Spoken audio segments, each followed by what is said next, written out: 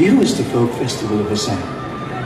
For the people of Assam, Bihu is not only a festival, but also a time for celebration. The Assamese people celebrate 3 different Bihu festivals. Bohag Bihu or Rongali Bihu, celebrated in spring. Mag Bihu or Bhogali Bihu, celebrated in winter. And Kongali Bihu or Kati Bihu, celebrated in autumn. This festival is associated with agriculture, as the traditional Assamese society is predominantly agrarian. Though the dance is inspired by agricultural operations, the songs and graceful dancing builds up an atmosphere of love and romance.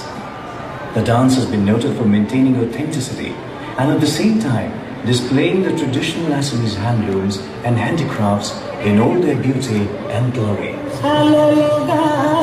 The historical references to Bihu go as far back as the 15th century, but one of the most common beliefs is that Bihu dance per se became hugely popular across the length and breadth of Assam only after it received the royal patronage of Ahom king Rudrasingha, who in 1694 invited local dancers to perform at the royal arena at Ronghor in modern-day Shivsagar.